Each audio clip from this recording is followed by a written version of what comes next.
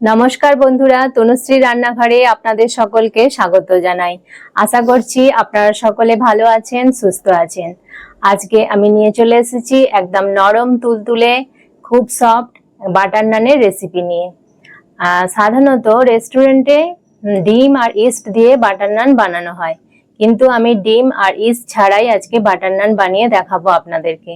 খুব সহজেই আর খুব কম উপকরণ দিয়ে এই বাটার নান তৈরি হয়ে যায়। এটা খুবই সফট হয়, নরম তুলতুলে, একদম মুখে দিলেই মিলিয়ে যাবে। তাহলে চলুন শুরু করা যাক বাটার নানের রেসিপি। বন্ধুরা, বাটার নান বানানোর জন্য আমি ময়দা নিয়েছি। ময়দাটা এখানে আমি 2 বাটি পরিমাণে নিয়েছি, মানে এটা ওজনে 300 গ্রাম মতো ময়দা হবে। আপনাদের যতটা লাগবে সেই অনুযায়ী নিয়ে নেবেন।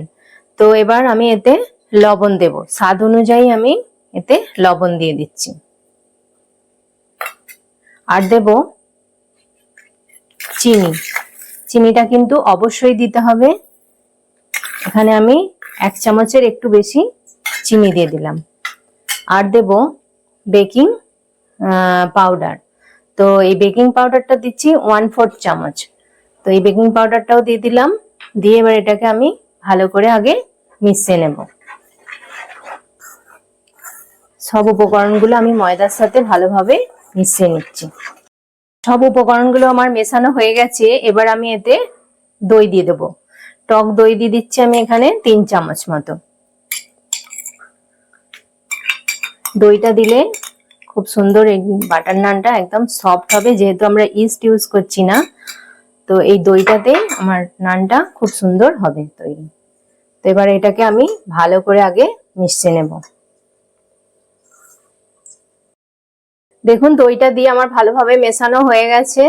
এবার আমি আস্তে আস্তে একটু দুধ দিয়ে দিয়ে এটাকে মাখবো। ঈষৎ উষ্ণ গরম আছে, এটা খুব গরম না, হালকা একটু গরম আছে, সেই অবস্থায় এবার আমি এটাকে মাখছি। আপনারা কিন্তু এটা জল দিয়েও মাখতে পারেন। তো জলটা অবশ্যই কিন্তু ঈষৎ উষ্ণ গরম চাই। জল আমি দুধ দিয়ে মাখছি, কারণ দুধ দিয়ে মাখলে কি হবে, এটা খুব সুন্দর নরমও হবে আর এটার টেস্টটাও কিন্তু খুব বেড়ে যাবে। তো আপনারা যেটা পছন্দ করবেন সেইটা দিয়ে মাখতে পারেন। তো আমি এবার আস্তে আস্তে দুধ দিতে থাকবো অল্প অল্প করে, আর এটাকে ভালো করে মাখতে থাকবো। দেখুন, ময়দাটা আমার ভালোভাবে মাখা হয়ে গেছে।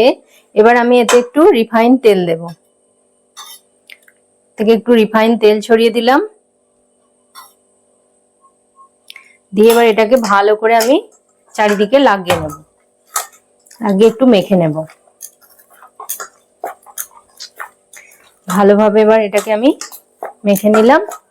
দেখুন, এটা ঠিক এরকম কোয়ান্টিটিতে, এরকম ভাবে নরম, মানে খুব নরম না আবার খুব এও নয় করে, এইভাবে মাখতে হবে।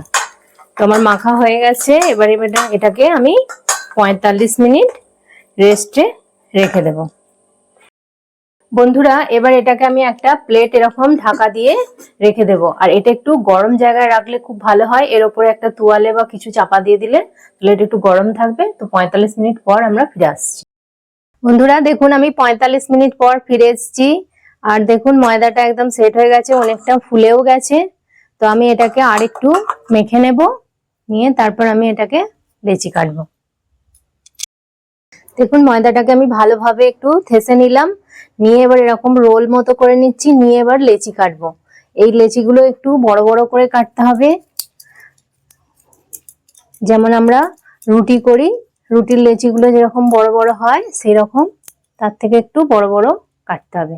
দেখুন, এরকম সাইজের বড় বড় করে আমি লেচিগুলো সব কেটে নিচ্ছি। দেখুন, সব লেচিগুলো আমি ভালোভাবে পাকিয়ে নিয়েছি এরকম ভাবে। এবার আমি এগুলোকে বেলবো। এবার আমি লেচিটাকে বেলে নেব। তো প্রথমে এরকম ভাবে আলতো হাতে এটাকে, আমি কিন্তু গোল করে বেলবো না, এটা একটু ওভাল শেপে লম্বা আকৃতি বানাবো। আপনারা যেরকম শেপে পছন্দ করেন সেরকম ভাবে বেলে নেবেন। এইভাবে ঘুরিয়ে, এটা কিন্তু একটু মোটাই বেলতে হবে, খুব পাতলা করলে হবে না। দেখুন, এরকম লম্বা হয়ে যাচ্ছে, এরকম আস্তে আস্তে।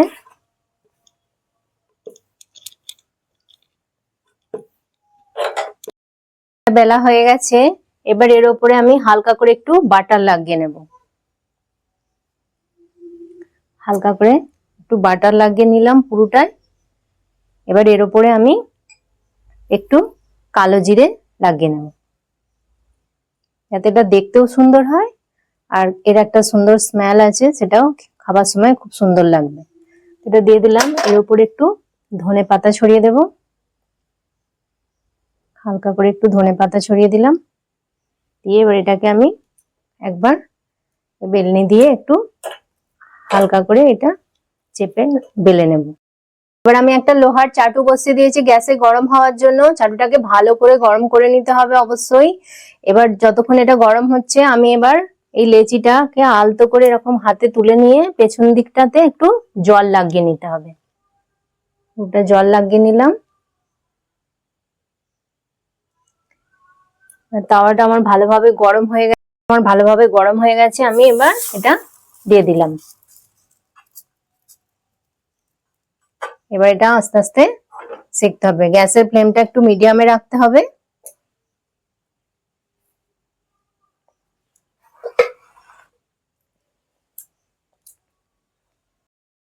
দেখুন আস্তে আস্তে এবার এটা ফুলতে শুরু করেছে। কত সুন্দর ভাবে আস্তে আস্তে এরা ফুলছে। এটা আরেকটু হবে, তারপর আমি এটাকে উল্টে দেব। এক পিঠটা আমার ভালোভাবে সেকা হয়ে গেছে। এবার গ্যাসের ফ্লেমটাকে আমি একটু বাড়িয়ে দিলাম, জোর করে দিলাম। দিয়ে এবার এটাকে চাটুটাকে এইভাবে উল্টে সেকা হয়ে যাচ্ছে। চারিদিকটা ঘুরিয়ে ঘুরিয়ে এইভাবে সেকে নিতে হবে। দেখছেন কত সুন্দর সেকা হয়ে যাচ্ছে। এটা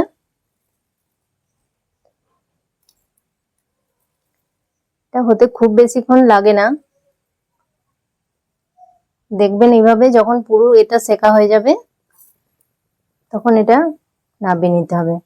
এটা আমার মোটামুটি পুরো সেকা হয়ে গেছে। আর একটু আমি করব, বেশি করব না, তাহলে পুড়ে যাবে কালো হয়ে। দেখুন কত সুন্দর লাগছে। দেখুন কত সুন্দর ইজি ভাবে চাটু থেকে উঠে যাচ্ছে। আর দুদিকটাই ভালোভাবে সেকা হয়ে গেছে। আমি দেখাচ্ছি, দেখুন উল্টো দিকটাও ভালোভাবে সেকা হয়ে গেছে, এদিকটা হয়ে গেছে। আমি এবার এটাকে নামিয়ে নিচ্ছি। নিয়ে এর উপরে এবার আমি এটাকে ভালো করে বাটার লাগিয়ে নেব। বাটার লাগিয়ে নেব।